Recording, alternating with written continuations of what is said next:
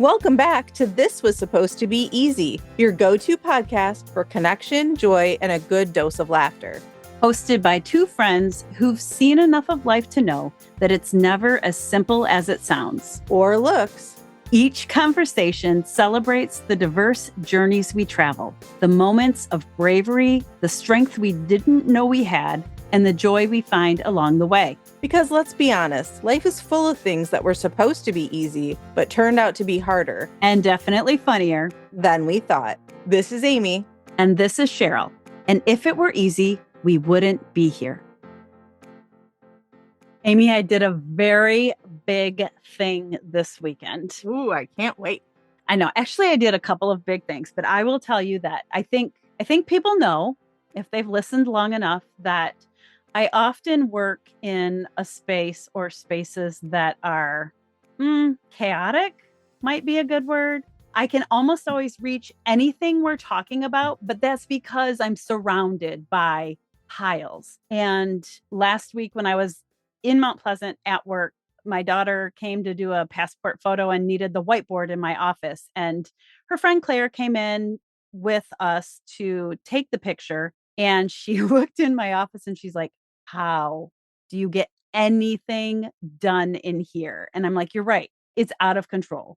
It is craziness. And while I didn't put any effort into that space, when I came home this weekend, I continued the work that I was doing on trying to organize my home office and successfully emptied my desk. That's awesome. I mean, there's a few more things around me that need to get into file folders, but I actually found like the tabs to label file folders. And yes, I was able to just reach those and grab them because I got them out this morning. But to have a desk where I can open up the notebook I'm taking notes in and have space for it, it's crazy how different it feels for me. Like I actually physically feel less scattered in my brain because my space is a little more uncluttered, less cluttered, something like that. And I heard a little rumor that you've been thinking along the same lines, and I thought maybe we could talk about that today. Yes. So this term for my program, as I'm in year 2 now, I'm taking it. Can we wait? Let's just stop. Let's stop and like year 2. Yes, year 2. And I am excited. The course that I'm taking is on change management, and change management, change especially, is one of those topics that was part of the whole reason I went into an IO psychology degree. Like I love talking about change and how different people react to change and all of that. But one of the projects that I have to do is I had to pick one topic, could be a topic on anything, but it was one item that I wanted to, it was a personal change project to somehow modify, keep track of, and then like see how I'm feeling at the end. And kind of feels very relevant to like the New Year's resolution kind of thing that we often do at this time of the year. But for myself, what I chose was organization in a couple of different capacities. So my space, specifically my desk, I am really, really good at purchasing the things to have the most organized space imaginable. I'm a really good purchaser. I am not such a good user of purchased items. And so I think we're the same person sometimes. I know it's very similar there. And so since having decided that I want to have a more organized space, I have purchased a hutch to go behind me to like lift things up. I have purchased another board to pin things up. And I have also purchased a desk mat to, be able to use my mouse anywhere. So I have done these 3 things. All 3 things are currently with some of my non-used Christmas gifts still in my loft space. Like that is how far I've got. So what I had to do last night as I was kind of going through what this project is going to look like, I really got to thinking that I want to organize my space so that my space, and I should say my desk space is used I would say threefold. I use my desk space. I have one computer and part of an L-shaped desk for my workspace. Mhm. I have another part that I've actually got an additional desk that's more of like a U-shaped desk for my personal computer where I am joining you today. And I use that space for podcasting and coursework. And then behind me has become a catch-all for miscellaneous things. And That way so it's all blurred. it's why it's all blurred. Also, I bought a computer that, not to go too far in the weeds, I bought a computer that I don't necessarily love that has like an auto blur feature to keep me in focus. It blurs everything else around me easier instead of having like a double camera. Wouldn't recommend. Don't love Okay. the computer. But that aside, Yeah. I definitely feel like I need to, by organizing my space, then maybe I can organize my headspace a little bit better. Mhm. And because lately I joked that, like, my ADHD medication is not working. I am as scattered can be, but also I think, I mean, hey, we live in the middle of Michigan. I think I finally see a glimpse of sun popping through the sky right now. I haven't seen that in days. I use my full sun spectrum lights, all that, but I am the type of person that too many gray days and I'm climbing the walls. Like, I Mhm. definitely get into that where whenever I start feeling a little more frazzled, that expands the frazzledness in my brain. Mhm. And then the third thing that I want to kind of organize is I am in the process of writing my early process of writing my dissertation. And I would even expand that into all coursework. And that if I felt like I was more organized in my time, because as I've said, it's not a oh who's busiest, but I would say for myself, I feel rather busy. Mhm.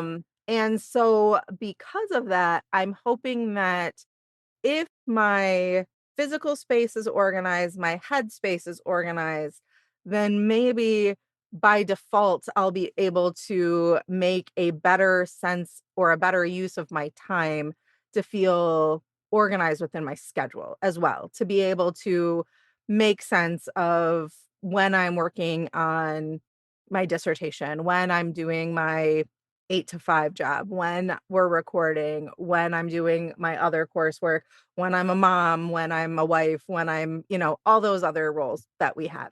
And so I do agree that if we take this to our listeners, I wonder if any of them are feeling one, maybe like, hey, winter is now here and rolling along, and maybe their own headspace is a little muffled. But does anybody else recognize for themselves that when their physical space is better, that they feel better in other spaces too?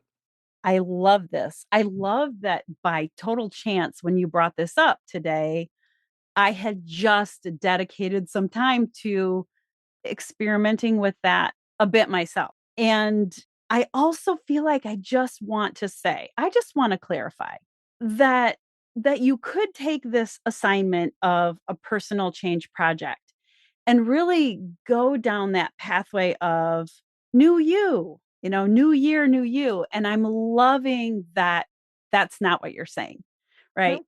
Right. You like who you are, and you've noticed maybe more of some habits that could change, right? Like, I think, at least for me, when I look around my workspace, my physical space, which was your number one of the three, that it's my habits that make the space look the way that it often looks.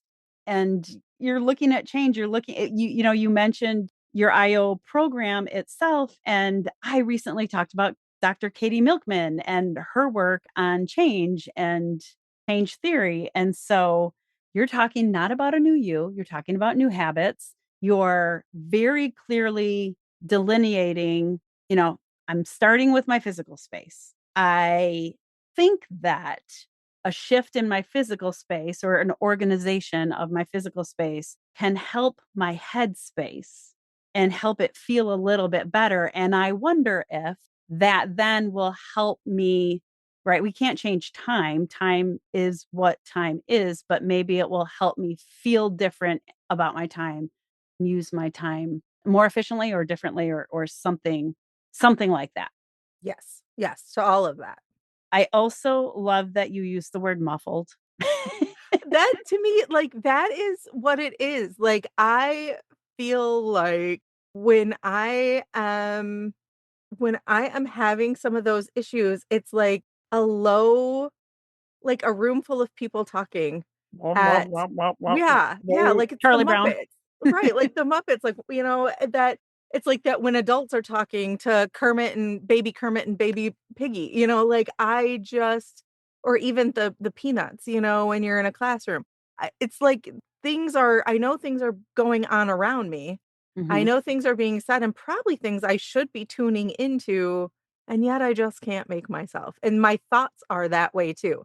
It's like they're quietly just running on a endless loop that I can't seem to grasp any one thing and make sense of it. mhm. So I wonder, as we both share a tendency to I love the office supply section of a good store. I mean, I literally am staring at these different flower patterned 3-ring binders that are so beautifully stacked on the new shelf I had Kevin build me.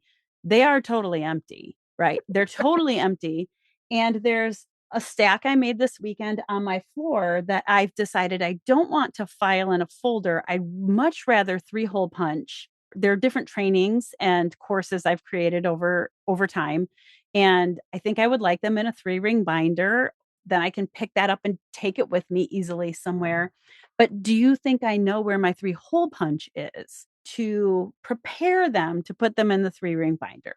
Anyway, long story short, to say, we love the things that could help us become organized. And you just listed, like, from furniture down to much smaller items, and your number one goal is the physical space. And so I don't know where you are in this project that you just Very early okay. stages. Like Do I wrote it out I wrote in it down. an assignment I turned in last night, like very early stages. Well, but so that means that we get to follow the project, I think, Yes, right? I have 8 weeks to break it into 8 weeks of work so that and I have to record it every week as I'm doing this. Okay, so maybe we all can participate in Sure. this project with you, whether we get to see or hear some of those recordings, because I'm not sure quite what you meant with the recording part, but I'm getting really excited about this. I'm wondering right now what you think step 1 will be. Step 1 in category 1. So, here's where I actually feel like I could use some help. So, I'm going to ask our listeners and ask you for some help here. Oh boy. I will admit I am a bit of a pack rat. I come from a long linear line of pack rats. I also am married to a spouse who does not want to hold on to anything and gets rid of everything. Same. Yes, because he hates the clutter and has thrown away numerous things that should not have been thrown away over the Yes. years. Yes. Yes, And he also and I'm waiting for him to show up right now in the background, because when he I know, hears you talking like this, he tends to pop his head I know in. he pops in. Yeah. He's downstairs, but he said he's like, I might pop it. No, there is a very good chance that he would. And I'm not saying anything that we haven't discussed a million times Oh, over. yeah. So here's the thing. The first step really should be clearing out all the stuff or substitute the word stuff for whatever word you would call your stuff. Marie Kondoing it? Yes, yes, and get rid of some things because here's the thing that's tricky for me. In the job that I had previously for now, I had done a lot of I should say not done. I had taken a lot of trainings and I have books and notebooks and packets and all this content of trainings that I have taken that I was once certified in, that I'm no longer certified in, where little pieces of that information I could pull into trainings that I create. Yes. And so I hesitate to get rid of it. However, like I have a really nice shelving unit, like drawer set immediately next to my desk. And three, as I like rolled it open, three of the drawers are full of trainings that I no longer use, but could use in some capacity that are taking up space. that could otherwise help alleviate and get some of the stuff off my desk. But I feel like I am going to need them one day. And because of that, I keep them in the drawer. However, is that the best use of the drawer space? No, it is not. It is not clearly not the best use of the drawer space. Mhm. So, yes, the Marie Kondoing of like, I really think step number one needs to be getting rid of the stuff that is not serving its purpose in the way that I had hoped it would. Now, does that mean getting rid of it out of this space and moving it to a different location? Does it mean going in the trash? Does it mean seeing if anybody else needs some of those very relevant trainings to use in their own space with like the agreement that I might be able to peek at them if I ever need? And realistically, I probably never would because I haven't used them in the last year and a half for anything. I don't know. And even as I say that, I'm like, oh, I need to do this training on that. I should probably reflect back to that book. But will I? I don't know. And so Right. that's where I would say I'd love to hear our listeners in your space. I'm going to stop talking now. Oh, well, I mean, okay, I'll talk then. No, I'm kidding. Yes.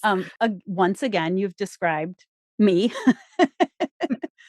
So if I go to my office at work, there are at least 2 shelves of a bookshelf and a stack of tubs in the middle of the floor from a time period where I was a early childhood curriculum reviewer for some work happening in our state. And so I would receive the curriculum materials. We had lots of meetings to review, fill out rubrics, approve, not approve, whatever. And every single time, regardless of whether I liked what I was seeing or not, I thought, I might be able to pull a tidbit from this. I might be able to pull a tidbit from that.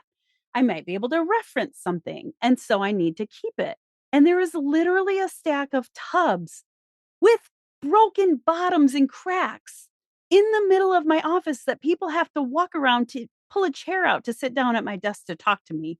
And that work took place in 2018, 2019, 2020. Which I don't know if you're like me, was not last year. Like No, I no. I keep looking at pictures going like, "Oh, 2018, that was like last year." No. No, it was Right, not. We are coming up on that being almost 10 years ago. Like that is right, solid, 8 right. years ago. And sometimes people will say, well, if you haven't used it or if you haven't worn it in a year, or you just mentioned a year and a half a minute ago, then you probably could get rid of it. And then if Right. you need something from it later on, it's easy to find that piece of information with the internet or whatever it is. So I throw that out there. The other thing I'm remembering as you say that is, all right, so I got my doctorate degree from 1999 to 2003. That's when I worked on my doctorate degree and had lots and lots of notebooks of all the things. And also all the notebooks from my master's degree, which was 1997 and 98. So when I moved north, which was in 2016, 2017 is when I cleared out the house and moved. I had all of those notebooks of notes. I mean, I worked hard taking those notes, highlighting things in articles I had read, all of the things, but we're talking now material from 99 to 2003 or 97 to 2003 that I had not touched since when I moved in 26 when I cleaned out my house in 2016. Still had to really, well, actually Kevin had to really convince me, you don't need these. You don't Right. need to even put them in boxes so that you can take them to our new place where they'll sit in the underneath the house or attic. And it was really hard. It was hard for me to let them go, but will I even have the same thoughts about those things now, right? Right. Like my thoughts grow and my knowledge and beliefs and all of those things shift and change over time. Oh, but I can feel the pain. I can Yeah. feel the pain of trying to let them go, Amy. And I'm going to give you permission to give yourself permission to say, if I need this thing from this certification I took, I bet I can get my hands on it digitally. Yeah, that is a good point. I do appreciate that. I'm Uh, not talking as an expert here. I'm talking as a sister. Right, right. sisterhood of Yes. collectors. Yes, yes. No, and that is really helpful because you're right. I don't necessarily think the same way, and I think that there are probably opportunities. Well, and maybe I'll treat it this way too, as I'm like mentally thinking this out. I had the opportunity to become recertified in one of the items, and I realized I didn't even want to be recertified in that. Wow. Can And you when the tell us what opportunity it is or no? Sure, it was the class rating system for early childhood. Okay. And I do put together trainings on classroom layouts and space usage. Yeah, do trainings on space usage. But as I'm saying this. Listen, we all know what we could do better.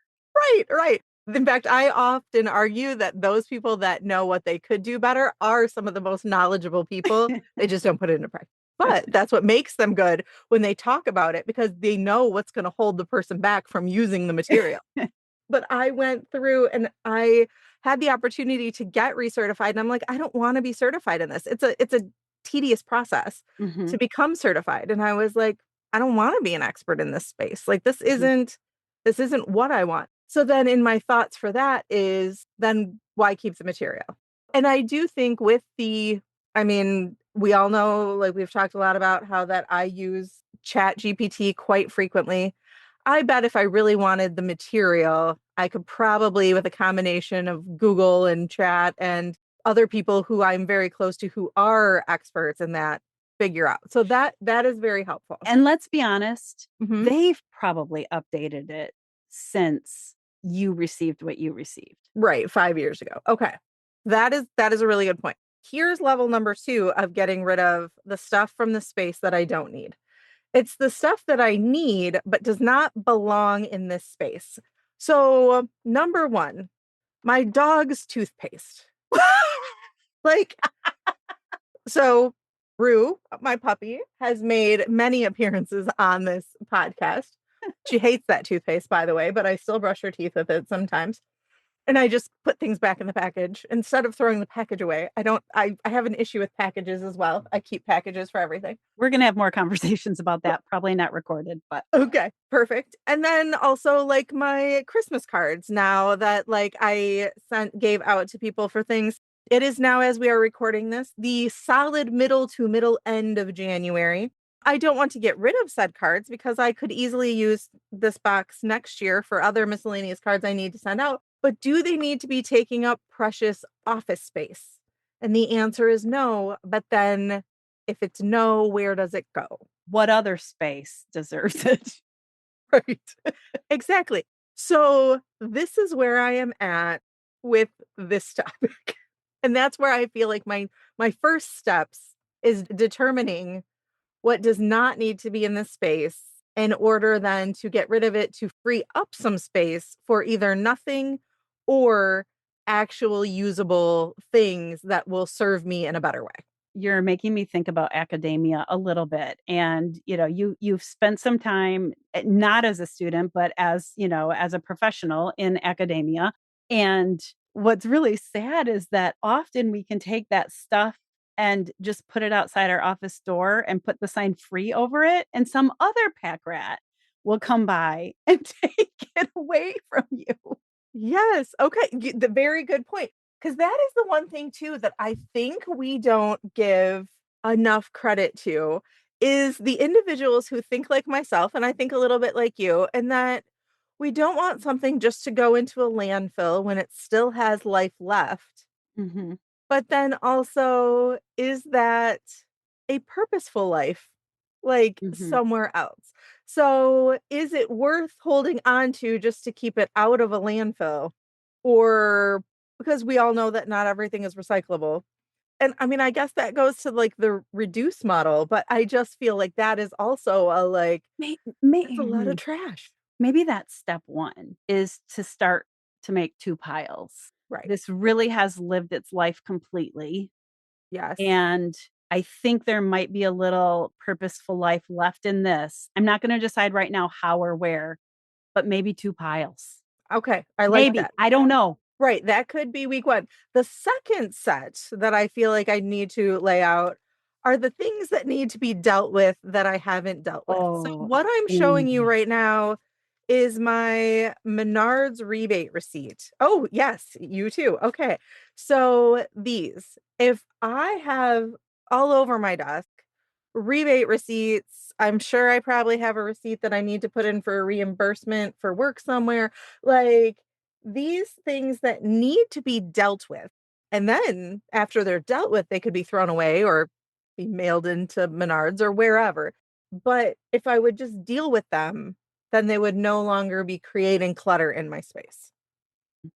And that's probably a two part. That would probably go into part one of space and part two of brain power, because the amount of times I've thought about do your Menards rebates and I have that be some of the swirling noise left in my head is double time. The weight of unfinished business. Yes, which is very significant. Yeah.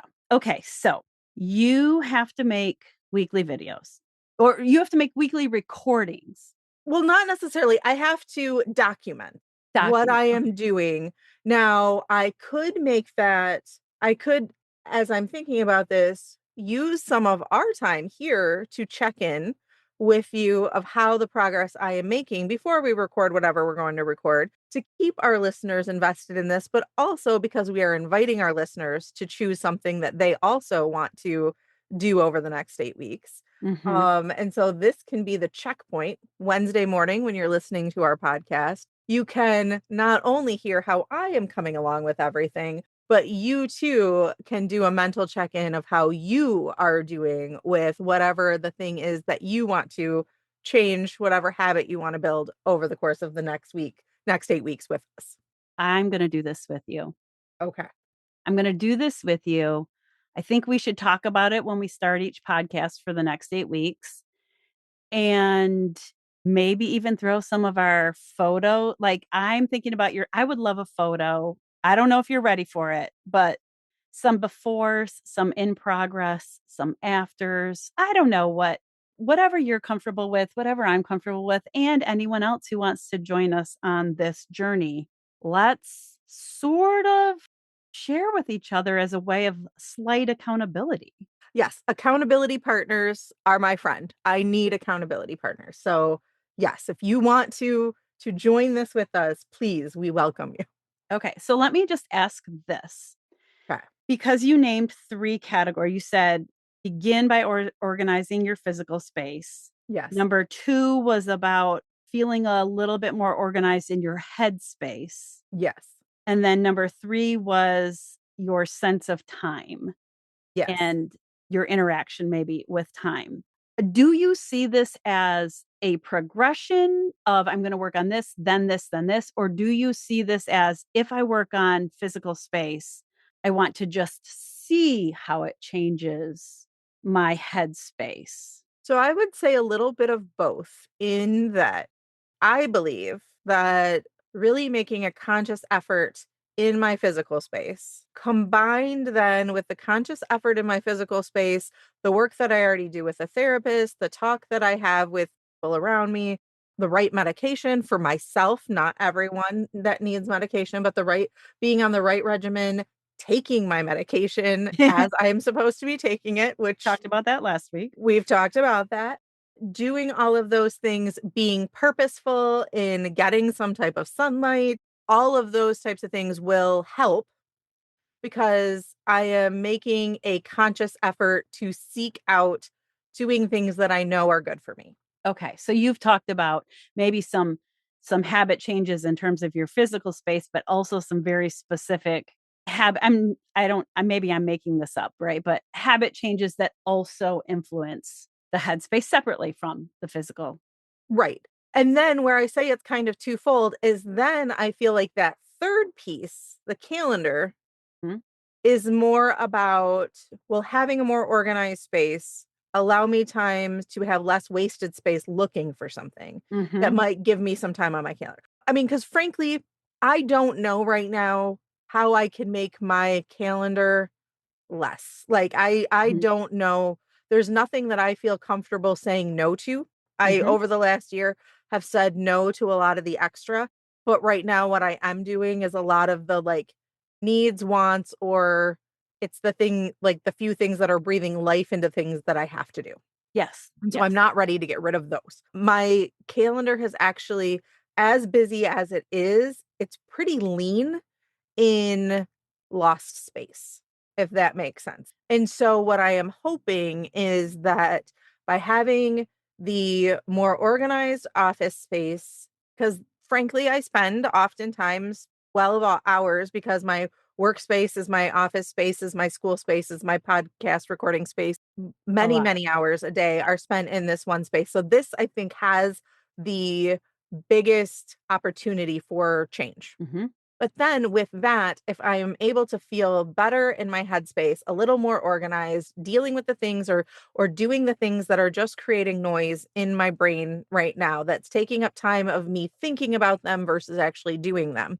If that then happens, will that kind of in that third piece then give me an opportunity within my calendar so that I stop thinking about the things that I have to do and I just do them, Hmm. and that then my to-do list actually does shrink a little bit.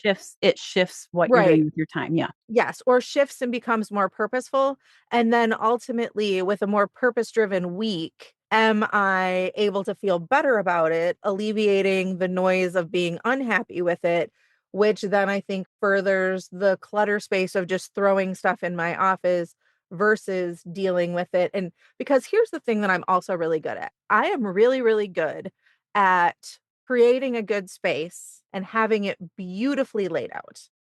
I am terrible at keeping that beautiful space in working pristine order, because what Hmm. I am also really good at then is bringing my life into it and not handling my stuff when I enter the space. So like I have The dog bags, I right, toothpaste. No, I right, like can't. right. I have dog toothpaste. I have, I have Menards receipts. I have life that creeps in that I could just deal with and then get it out of my space.